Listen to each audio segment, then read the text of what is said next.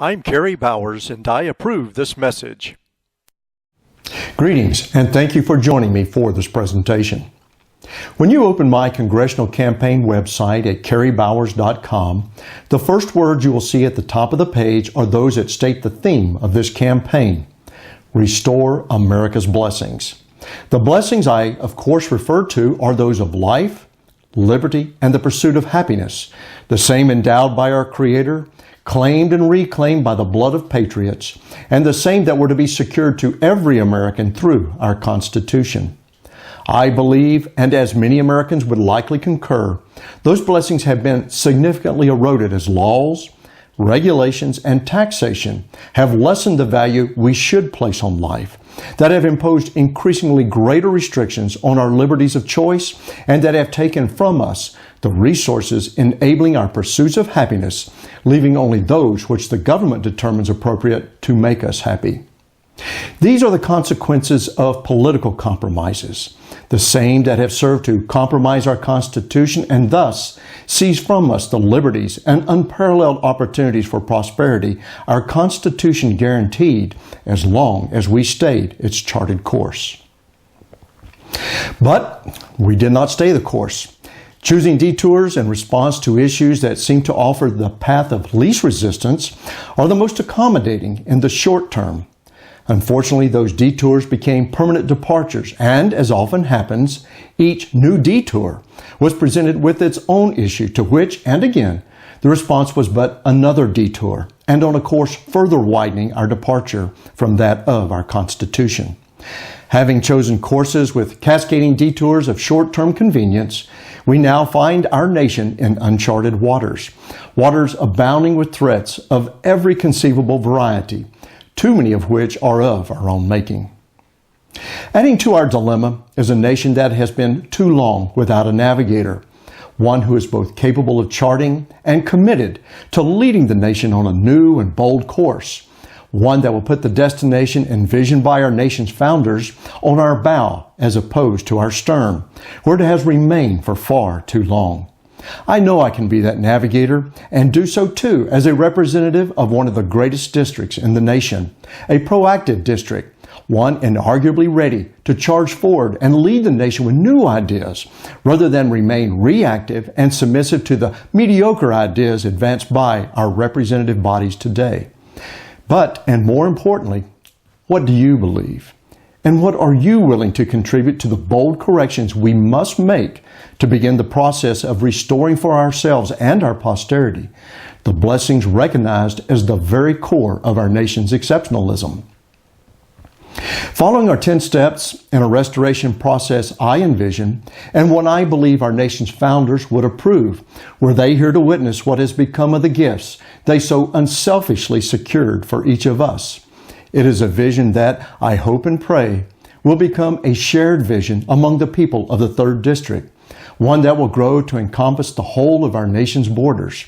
I believe these few steps provide the foundation and focus to effectively alter the nation's present course and avoid what looms on an increasingly darker horizon, a horizon well beyond the rays of hope from an ever-increasingly distant beacon of freedom, one radiating from that once shining city on a hill. While I may address the 10 steps here in a certain order, it certainly is not the order they can or necessarily should occur. In fact, they could all be initiated simultaneously if we have the courage, selfless motivation, and determination of those who first secured our blessings from tyranny beyond our borders that we have since allowed to evolve from within our borders. The first and most important step in my proposed restoration process, one that can be said to encompass all other steps, is the restoration of the federal character of government, a character far too diminished today by an ever-evolving and overreaching national character. Our government and the election process for representatives to the same was designed with a balance of both national and federal character, a point well emphasized in Federalist Paper number 39, believed to be authored by James Madison. Though we could spend a tremendous and worthwhile amount of time focusing on the content of that most important document, I will refine it to this single statement for the insight it brings to this restoration step. Madison wrote, and I quote, "The proposed government cannot be deemed a national one, since its jurisdiction extends to certain enumerated objects only, and leaves to the several states a residuary and inviolable sovereignty over all other objects," unquote. That profound statement is not just the opinion of one man, who also had a principal authorship role in writing our Constitution, but addresses exactly what the states and the people expected of the government, an intent further clarified by the 10th Amendment to the U.S. Constitution. That amendment states, and I quote, "The powers not delegated to the United States by the Constitution, nor prohibited by it to the states, are reserved to the states respectively or to the people," unquote. I believe the most assuring way we will restore the federal character of government is by confining the U.S. government's activities specifically to those enumerated in the Constitution. I believe that they, and they alone, represent the extent of authority granted the U.S. government by the people. Attempts to rationalize, and at any depth beyond the obvious, that a government action may be contrary to the intent of enumerated authority, then the same should be vacated to preserve the integrity of the Constitution. An absolutely necessary complement to the restoration of our government's federal character will be the elimination of every government department and subdepartmental entity that serves as either an unconstitutional or unnecessary weight contributing to the imbalance of our government's federal versus national character. I, being one not to make a criticism or point out a deficiency without offering something that I believe to be an appropriate recourse, present for your examination the American Government Reform Plan. The plan would eliminate by 2020 3 executive departments, 209 subdepartmental entities, and 104 other offices and agencies of all varieties of the federal government. And that would be just the beginning. In addition to those offices recommended for elimination, the plan also identifies, and among the hundreds of government entities, those recommended for reorganizing, aligning with other departments, reserving to the states, or offering up for a not-for-profit operation. You can access the AGR plan from the menu on my website under the Proposed Legislation tab or the Issues Archives tab. Under these tabs, you will also find my plans for addressing, as applicable, the remaining steps in my proposed 10-step restoration process. The second step in the restoration of America's blessings is the restoration of state sovereignty. This step will not necessarily require any new legislation, as it will occur in consequence to complying with the first step, that of restoring the federal character of government. One of the points I've often made with respect to the decline in state sovereignty is that the states did not have their sovereignty seized from them, they surrendered it. They surrendered it by succumbing to the toxicity of federal subsidies and other offerings of financial and preferential advantage, not unlike that which drains the productive life out of individuals. And like individuals, the states have come to expect, even demand, the once federal government, now national government, take care of them rather than taking care of themselves. I see the impact of the national government on the states to be no different than that which we experience with monopolies in the private sector. Those overwhelming behemoths that serve to disadvantage small business and thus the consumer. Replacing that statement states for businesses and the people for consumers, and we expose the monopoly the national government exercises over the states and their respective citizens. We do not allow such monopolies in the private sector, and we should not allow the same to exist between our federal and state governments. I believe that 50 innovative, highly competitive entities, each designing and implementing their own efficient and cost-effective measures, will best serve each state, their citizens, and thus the nation. The third step in the process is the restoration of the sanctity of the Bill of Rights. Interestingly, Alexander Hamilton wrote against the adoption of a Bill of Rights in Federalist Paper number 84, noting that they would even be dangerous. He made this point with the understanding that, and I quote, they would contain various exceptions to powers which are not granted, and on this account would afford a colorable pretext to claim more than were granted, For why declare that things shall not be done, which there is no power to do? The truth is, after all the declamations we have heard, that the Constitution is itself, in every rational sense, and to every useful purpose, a Bill of Rights." Unquote. To the dissatisfaction of Hamilton, a Bill of Rights was adopted. But they did not authorize, and rightly so, any new limits to the people's rights, nor add any new powers to the federal government.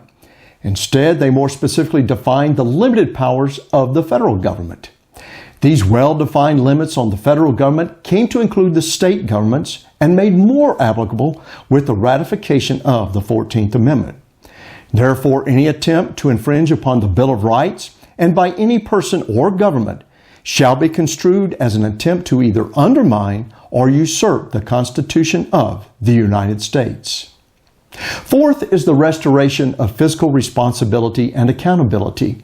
Responsibility will be achieved by strictly adhering to the constitutionally enumerated powers, achieving and maintaining a balanced budget, one with additional principle for debt reduction, and last, constructing and complying with a debt reduction schedule.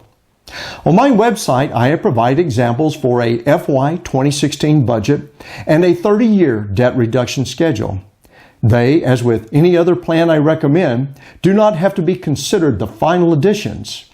But in the absence of any plan, as is the case today, they serve as a good starting point for further discussion and the creation of a plan inclusive of more than just this one man's vision. Turning to the other half of this step, accountability, it will be achieved by making those who expend the nation's resources liable for their expenditures and subject to both criminal and civil penalties for willful and wanton disregard for fiscal responsibility occurs. As a military officer, I was accountable for the precious resources I expended or directed to be expended, and the same should be equally true of any government employee, including those appointed or elected to a government office. Fifth in this restorative process is the restoration of our economy, which absolutely will be achieved and sustained by two means. The first is the elimination of restrictive laws, rules, and regulations that unnecessarily deter the development and growth of business. The second is the elimination of income, payroll, estate, gift, capital gains, and corporate taxes, all of which have served to penalize productivity, reward non-productivity, deter investment, and directly subsidize foreign businesses and corporations. In place of these taxes will be a single national sales tax with a family consumption allowance. The allowance will help negate the regressive effects of a consumption-based tax and with similar effects to that realized with deductions and exemptions applied to income taxes today. We will also eliminate the IRS and repeal the 16th Amendment with wording that will forever prevent the recurrence of such government-imposed tyranny and unnecessary tax burdens upon businesses and the American people.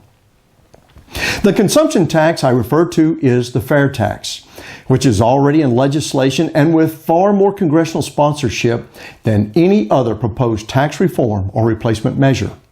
I have provided extensive information about the fair tax under the menu tab labeled Taxes in the Issue Archive section of my website. I encourage you to learn more about the fair tax and what it can do for you, your family, and our nation.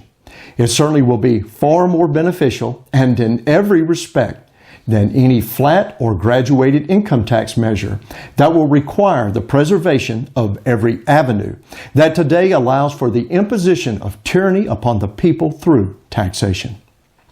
6 is the restoration of individual financial responsibility.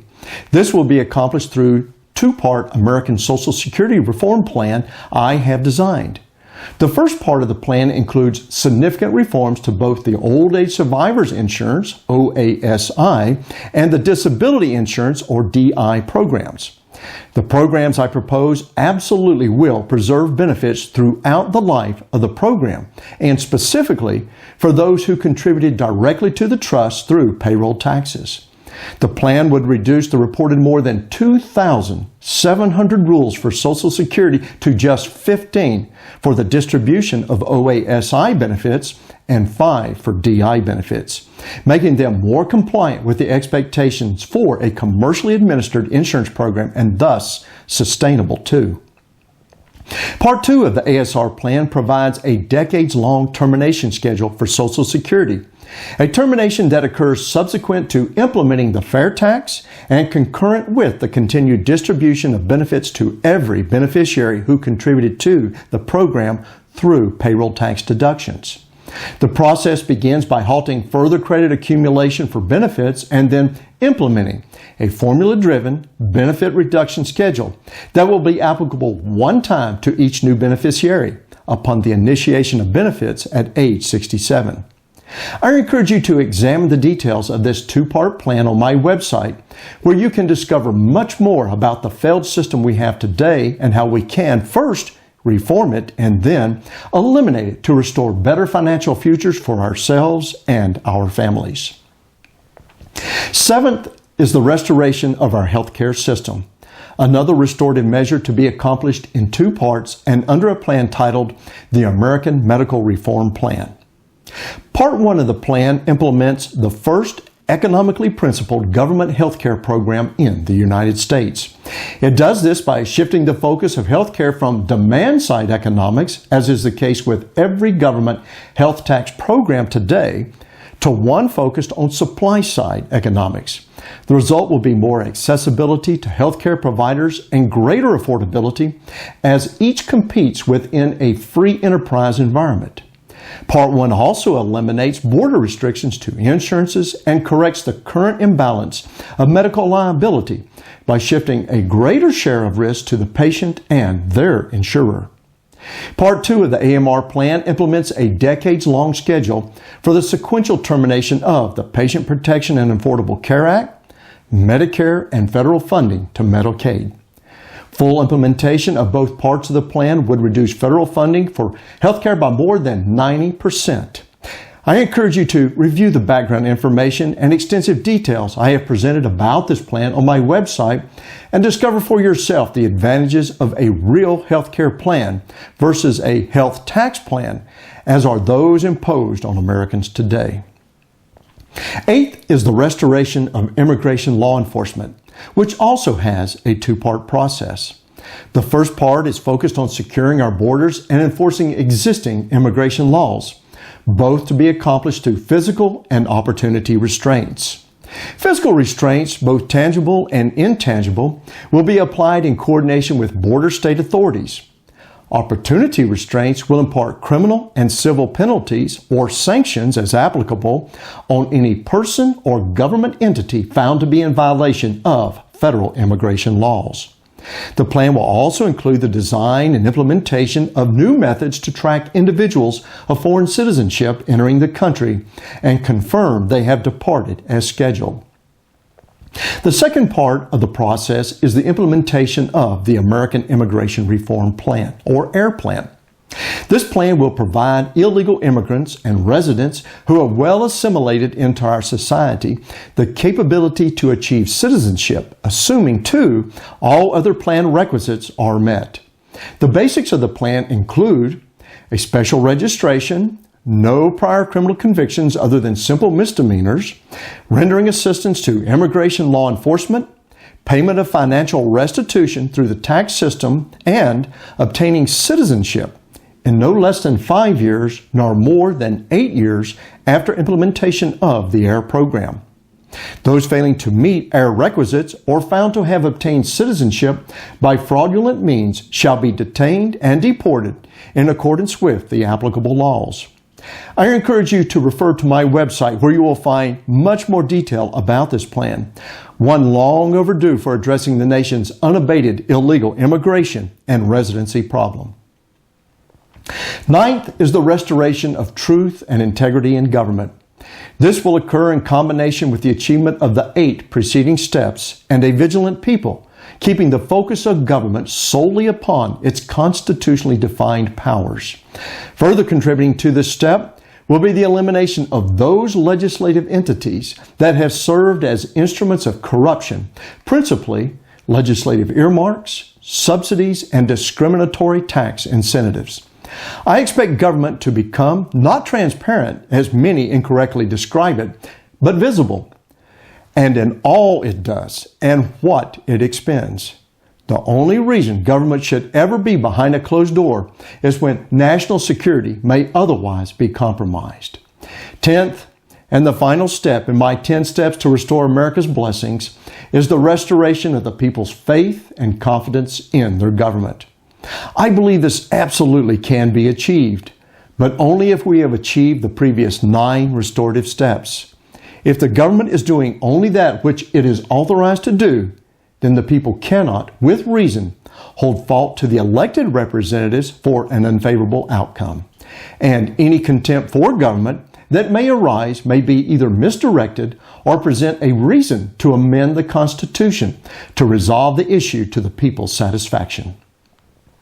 In summary, I believe the best route to the restoration of our nation's eroded blessings is by restoring government's federal character, restoring state sovereignty, restoring the sanctity of the Bill of Rights, restoring fiscal responsibility and accountability, restoring the economy, restoring personal financial responsibility, restoring our healthcare system, restoring immigration law enforcement, restoring truth and integrity in government, and ultimately, restoring the people's faith and confidence in their government.